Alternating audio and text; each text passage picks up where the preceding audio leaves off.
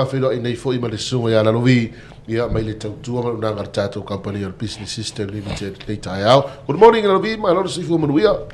Tai au manuia nua ia ele mai se foi le malu se tato tunu pa anga tato 685 ia mai se woma ainga au me mai foi tato company ia ele nei vai ngatai au ia moli le ngangol fa malo ia ole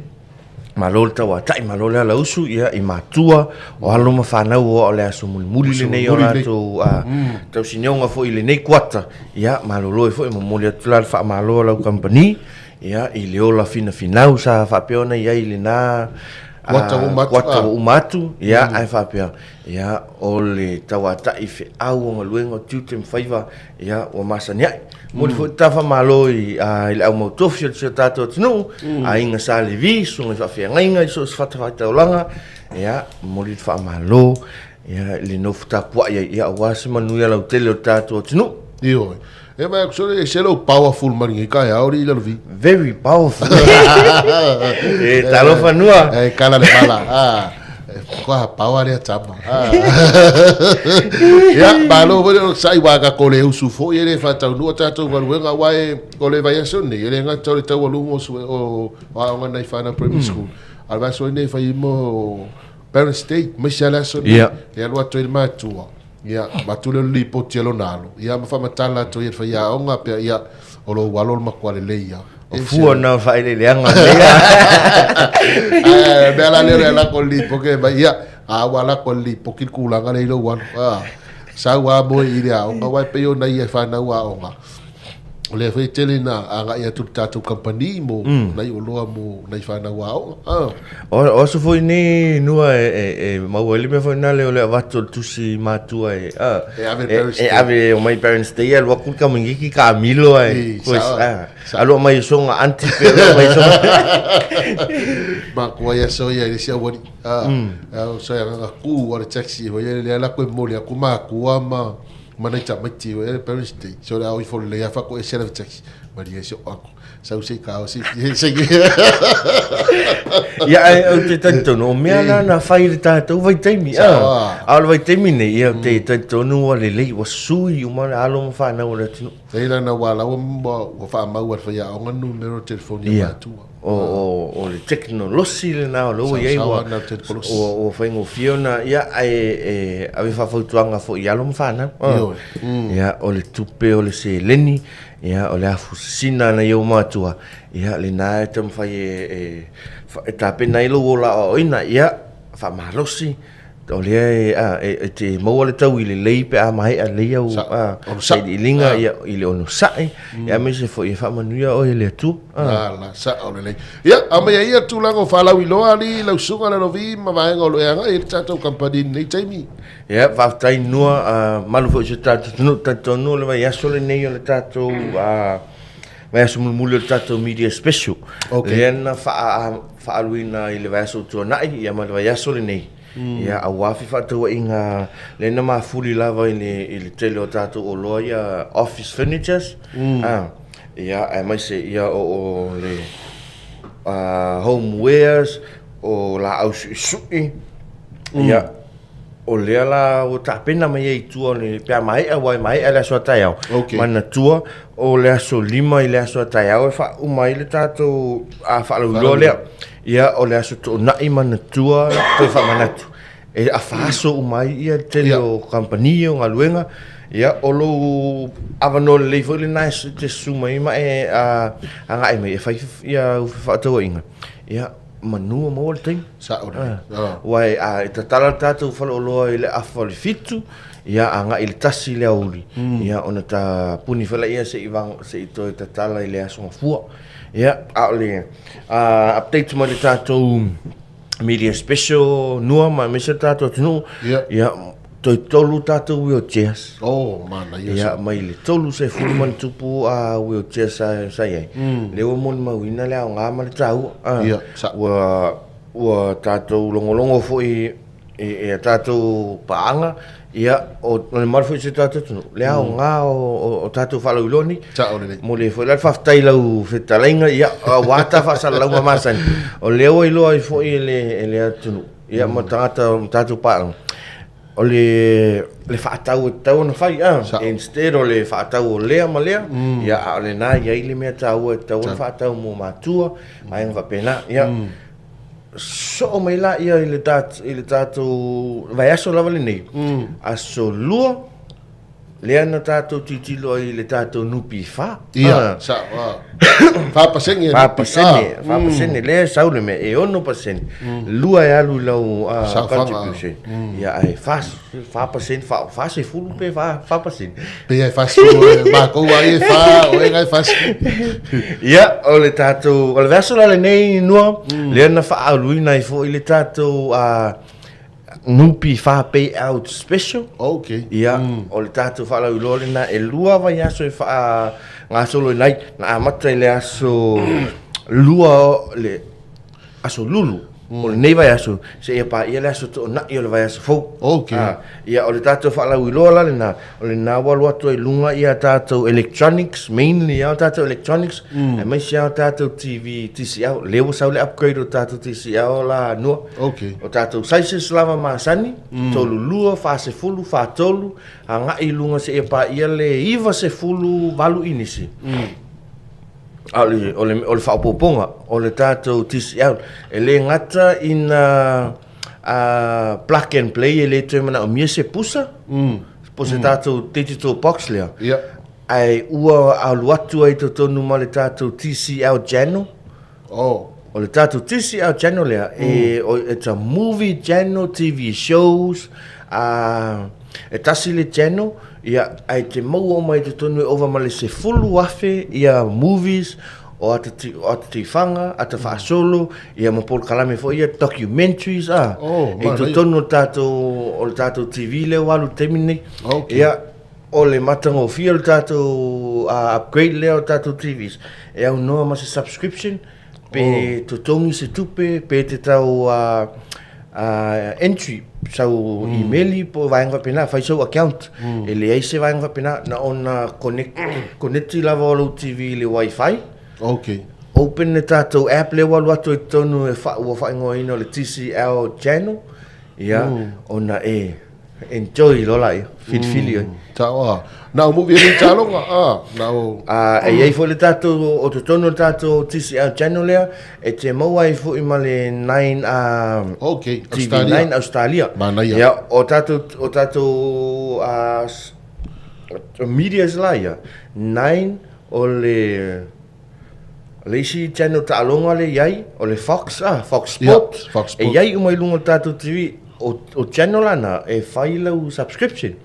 ia o le tātou vaenga lea le tātou TCL upgrade lea TCL channel ia e au e ova ma le se fulu afe ia movies ua mantu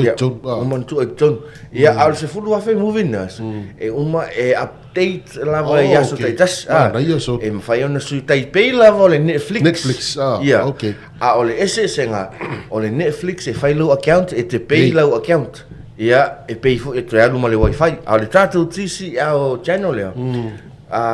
e le isa subscription e le alu sau tupe na o le whaatau lava o lau data ia o na wifi la i o lau TV o na whaasolo la i o lau ia o le manaia fo i lunga o le tātou TV leas o le tātou upgrade lea ua whaawasenga ina ma sau iai ata ua ave ese umata ia e vaenga e le talwhiangai mo lea matua ua sau lava e le ata e talwhiangai general mo ainga atoa alo ma whanau ai mai se fo ia o tātou cartoons a tamaiti ia o iai uma te tono tātou upgrade lea sua talatu au ia o lunga tātou nupi wha pay out special lea nua o tātou tolus fulu lua inisi lena mai tauina na luatua alulo anafi ia e ono tātou afiafia ua ai ona fatu a maua leo leo no pe fatu a fiti leo paseni a isi vai ia a le taua ma leo ngale na o lau upgrade ia o lau invest i tono lo mota ma lau wai o le mana ia le vanga leo tapa ia ili lalovi o le kilo TV. Ia fa pe lo. Ia va. O ia ngala fa pa senge le o ba. Ia instead of le se me nga. O mai foi le se me fa manatu. Manatu ai. Ia. Ai ora ke me o live TV pe o la fa pa senge le TV. Ai umi. Tu atu tatu brand e au o le si au fa pa sene luma. So o tu le fa pa sene wa mana o upgrade that ia au sui me fa tatu tu ala ngale na o le tatu fa salonga ma tatu fa la wilole ia le fo tu atu tatu TVs i le latu upgrade e se tau pa u mo le malu se tatu tunu nua o le siva inga ta ua o le tatu TV lau sau e luatu lava i le amata tu lava totu lua inisi e 4K resolution malava so ma nino ma ai ma oti ia ata fa alia tonu ia so talatu au ole o toi la vetala la sunga lo via o tali se tu tapo kalame o tatu utele sa no ai ola toi tolu tatu utele tolu utele toi ia man ton tatal no more invest le ia le mo na itama matina matu ia le wi o wala toi pa ia al manu ola toi le tot o le sile invest le ia fa pa sendi o le faatau o le tele faian fata oto sa fa ilunga le sa e tau fa mama mo le winga na la tala au iai nei wheelchair e toi ia o le temi le nei i te wai tua ia tua nei lo toi tele nei toi ia sa o le nua o le tau o foi le na o le tatu fa sa longa le fo te mo toi malisi fa poponga o le tatu o lole e le ngata ina mantua tatu masani li wheelchair failona tau fi lalo il pa na ne tai au a le tatu wheelchair le e mo na tau fi lungo le o na ave e tosoi ia ua ye mo na tau fi fu fu na le po fele me tosoi la u ia stoina po lo mtua omia tau fi tu ia so ma e wana no to o ye o no tu langa na uti ia le tu lango e tatu lo ia fa solo ni se va en tatu fa la ulo nei temi ia Faftai nua o te tonu la manatua ia o leo ta ngai atu nupi fa special ai o le toi fa manatu le nai le tatu media special fa mai e ina le aso taiau o le toi fo i fola ia o tatu tau ia la tau masani ia o le toi tu atu pesi nata fa tai o tatu oloa le ia tatu la au su i le tu ai ngole brother fa aluina le tasi la fe lu se lau mai le afe lima se lau lima sfuru sa fa aluina ia overlockers o le tu ai ngole singa iwa se lau lima se fulu fa aluina i mai lon tau masani tasi le afe lima se lau sa fa aluina ia o molia mo wila kin vai se fulu ta lau fa tau ina tatu moli na o le moli o le sulu malam lama ia wala i pito i luma ia o le moli ta o fi pito i tua ia mana tua Taua tele vai ngai o leo tatu mai tauina tele o le falavi lungo ala tele vavi ai mai se foi o leo ia tatu alum fana utuanga mantua ia wila alum fana no se fulu tala lava fatauina ile tamai o loa fatauva ia ai nga mo le safety o lo fana ia o le moli wita to moli wila mo leo ino tato mota malao tato fanua le ia tato LED flashlight o tato moli umane e fafanga ma o le se tato moli usai kele koi whakaua merka ma o le everready uma tu vaenga la ngaro tato vai umane le ma maur Faleoloa e tam faini le tato tanu faile le koi kau ma le ati le ma e mantua pa le pe alu le vaenga ona le o tato ma no o le fo e fa la ngaina to ia le ngale na suinga le sau le nei vai tau sanga fanga le ma e au no mo so tu tau pole tu fai ni vaenga me tu ai le o ma e nei tu ia tatu moli wila nua leo te fai atu o e male o no fa sila foi lunga tatu Facebook page tatu molila o tala monia a fa peo nei le mongo palis e al watu ale le lens o tamale haulele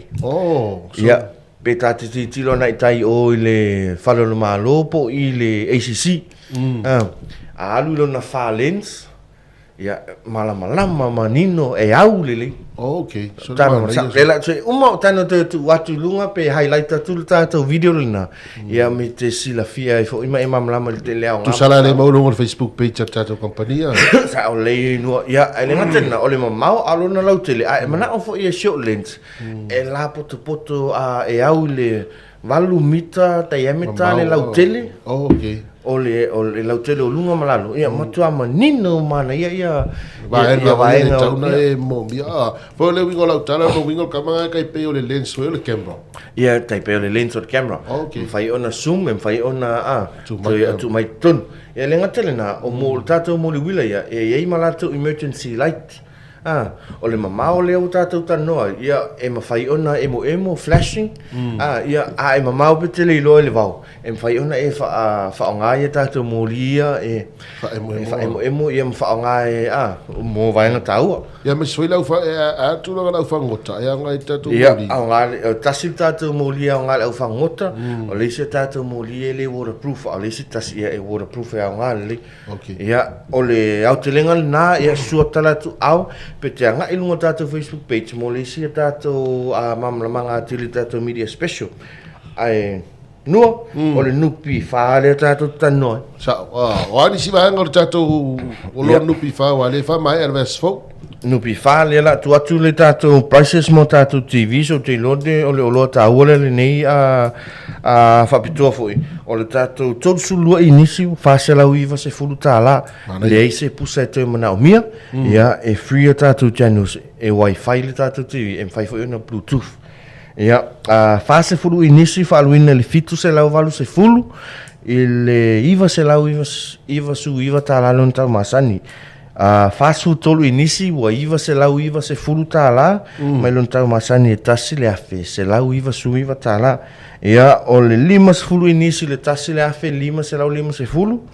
5 se fulu 5 le tasi le afe iwa se lau iwa se fulu ia ma le tātou ono su 5 i le lua afe ono se lau valu se fulu tāla ia tātou saisa se lau poa ia ele o alu lungo le tātou special ai se te sua tu lava ma e tala awatu ona e tanga ila ia mfai ona fitu na ia tātou paisa se vaenga lea tātou TV uma ia e le mo mia se pusa le mana o mia se pusa it's a ready smart TV maua uma channel se full tasi o le tātou atunu ia te whaapopo toi ma le tātou channel lea o le TCL channel lea wa upgrade ia le tātou TVs mo lo mata fua lava mana tua la nua o lea o tu ua tamaiti Failau selection i lungo le tātou channel lea ia ona whaasolo la ia o latou ata ia alai ia i le whali sa ma whaanofo file ia awal toi ia tule a onga lai malusi ia o lea fo i mai tau ina o lea pesile chicken box o le pusa moa lea o le tenki fever ia o whaamaina ia puipuia me ia tātou alom whana o lea o ngale na o tātou o le whaahalu male tatau ia lau nupi fa ole vai sola vai sfola ta ulunga ia ole vai so fo le aso na i fo ita ulunga ni tatu payout special ole aso lulu le vai aso fo ole alu to ia tatu pop up sales tasi one day tasi le aso ia faatau o tatu pouco special yo na faaluina fo ile amtang tau sang leu tu mai to mo fo ile no faatita inga faatau le meta alo tasi ilon tau masani ilon special price la fai le la fai fapito ia ma fai ona e faatau le isi tasi ia ile 5% pa pesa 5% le oloa tasi ia ola ia via le isi ile luas lima tala tātou pouco tio sule na o la atapena toi la so lulu le vaso fo ia mo alo ma whanau ia ai me se fo se me alo whanei tamik sa o le ma alo whanei le o tau lo minu te ta leo le iwa te lo ta se mai le tau lungo fo i ma wha mai no ta prokalame no ta tu taimi lo sungola no vi ia totu ie sau noa i pe ini si vaenga whai ue fia whaalawi loa tātou company ni tai awa ele i whamaina tātou taimi ia whaftai nua te tonu o le tātou whaalawi loa le na e te maua o maleo te lenga I lunga o le tātou Facebook page, a o le nei vaenga le tai au, I le nei aso whareile, e moli le anganga o le whaftai ma le whamalo o le company, I a onga, I pule a onga, o a onga tai tasina ngai atu ia mo le whesoso ani au wale whaatino ina o aso whaaleanga nu o alo mwhanau le aso nafi, e mai so English Day a tātou primary schools, ia o le au nanga lau company, o loa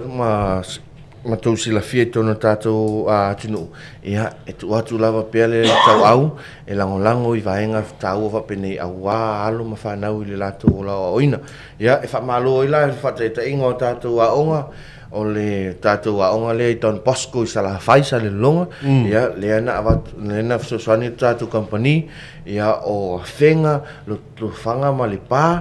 ia o whale fitu, ano a maa, a onga umaia na iei na ngai atu tātou company, ia mo moli lava le whamalo, ia ma le whawhitai ni tātou pule a onga, o whai a onga taitas, mo le titilo fo I le tu tau I le tapu I ina o le ola o ino alo mawhanau. Malo whawhitai. Ia, o le nei vaenga tai au nua, ia, moli langa ngal whawhitai le tātou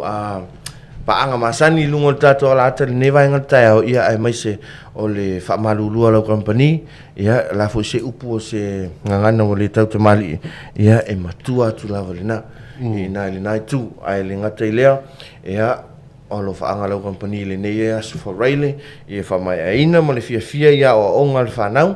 ia ona tāpena I fōila ia le isi kua I luma, ma le manuia mai le tua. Alo whawhitai. Ia, ua mai moa ma whaafonga le tunu le sunga I ala lovi o le sui o le tātou Faleoloa, loa rana tautua I le tunu le PSL o le Business System Limited de peona I o loa whaalau I loa tu inatu. O le tele o isi vaenga ma te fia taratala ma le sunga I ala lovi, peitai o no le tātou teimi. Ai ngai lei lungo le Facebook page o tātou company e te maua a toa ia le tele o isi vaenga mai se foi o le tali ina o nisi o au fisili.